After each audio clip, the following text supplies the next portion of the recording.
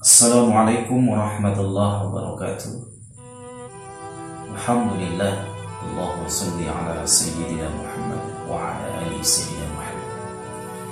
Sahabat Ashifa Studio yang insyaallah dimuliakan Allah Subhanahu wa taala, jamaah Pondok Riyadhus Ashifa yang insyaallah dimuliakan Allah Subhanahu wa taala. Puji syukur kehadirat Allah, salawat dan salam untuk Rasulullah Muhammad sallallahu alaihi wasallam. Semoga kita selalu dalam naungan hidayahnya Allah, naungan maghfirahnya Allah Subhanahu wa taala, dan selalu nanti dari dunia sampai akhiratnya Allah Subhanahu wa taala mendapatkan syafaat dari beliau Rasulullah Muhammad sallallahu alaihi wasallam.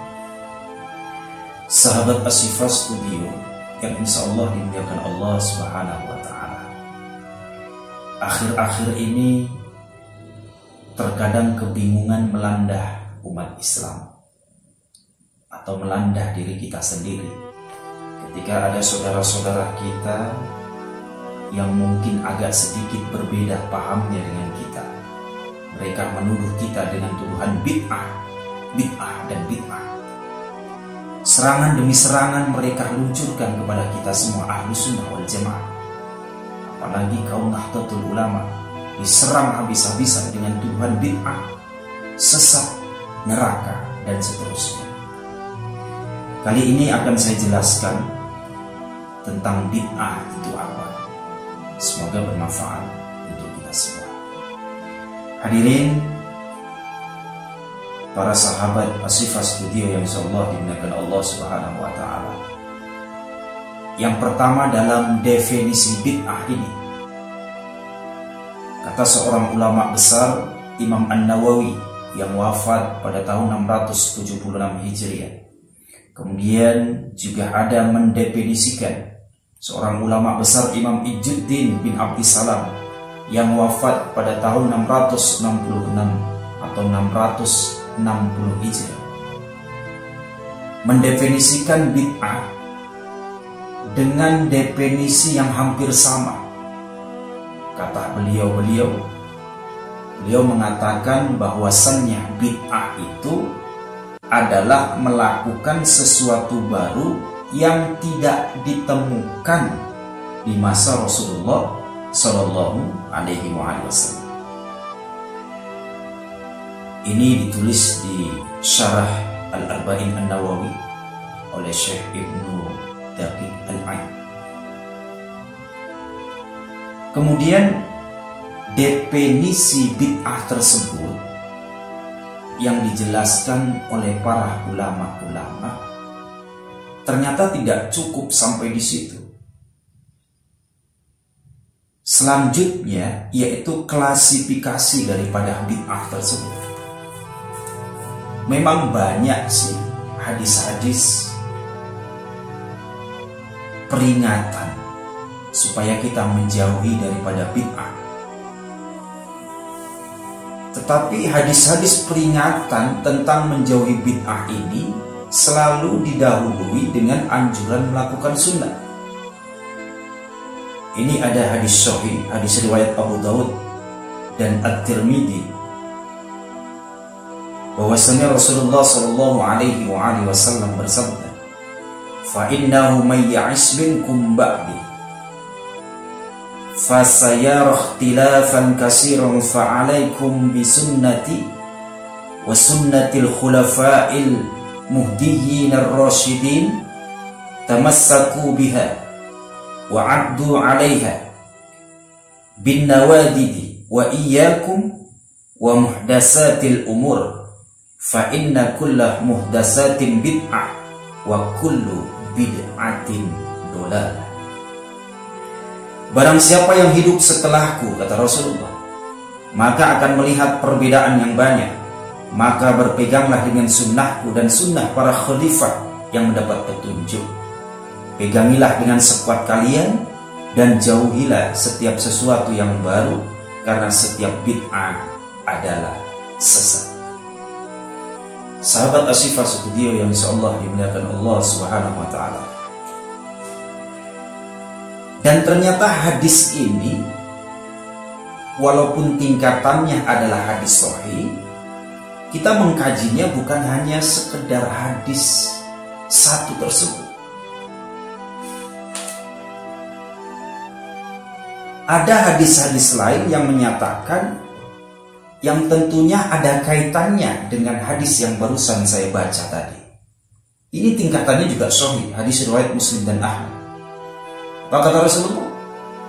Man sanna fil islami sunnatan hasanah falahu ajruha wa ajru man amila biha ba'dahu min ghair ayyan kusa min ujurihim syai' wa man sanna fil islami sunnatan sayyi'ah kana alaihi wizruha wa wizru man amila biha min ba'dihi min ghairi ayyan kusa min auzarihim syai'.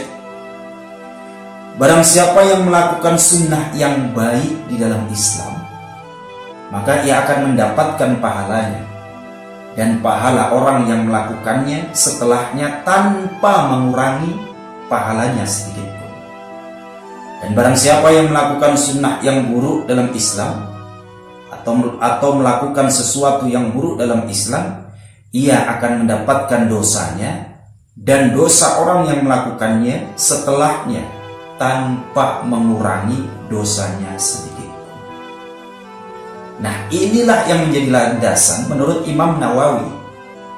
Beliau berkata, wa fi hadzal hadisi takhsisu qaulihi sallallahu alaihi wasallam, kullu muhdatsatin bid'ah wa kullu bid'atin dhalalah, wa anna al-murad bihil muhdatsatul batilatu wal bid'ul mazmumah. Ini ditulis oleh beliau di dalam Syarah Sahih Muslim.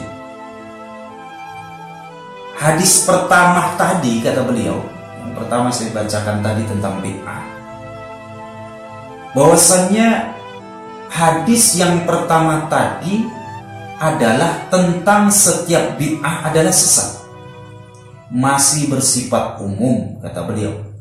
Dan ditahsis, dijelaskan dengan hadis yang kedua, bahwasannya tentang sunnah yang baik dan yang buruk.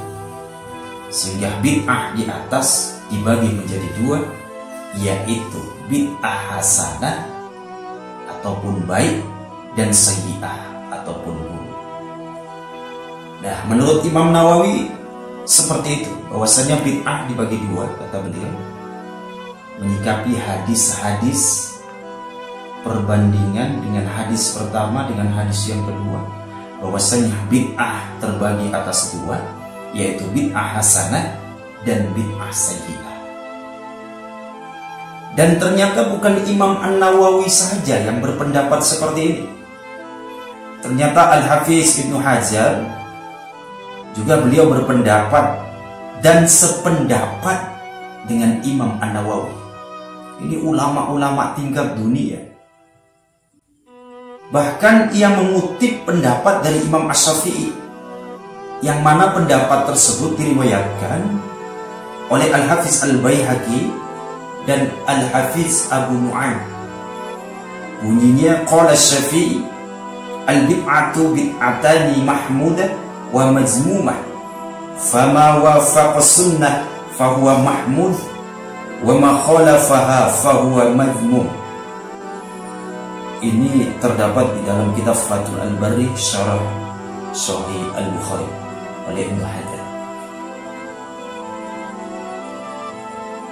Sesuatu yang baru ataupun bid'ah ada dua, kata Imam Syafi'i. Yang pertama yaitu terpuji ataupun mahmudah, dan yang kedua adalah majmumah ataupun tercela. Bila sesuai dengan sunnah, maka terpuji, dan bila bertentangan dengan sunnah, maka tercela.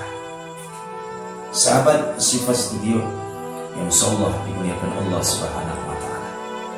Jadi tentang bid'ah ini, para ulama ahlu sunnah wal jamaah menyatakan sifat dan sama-sama satu pendapat bahwasanya bid'ah terbagi menjadi dua.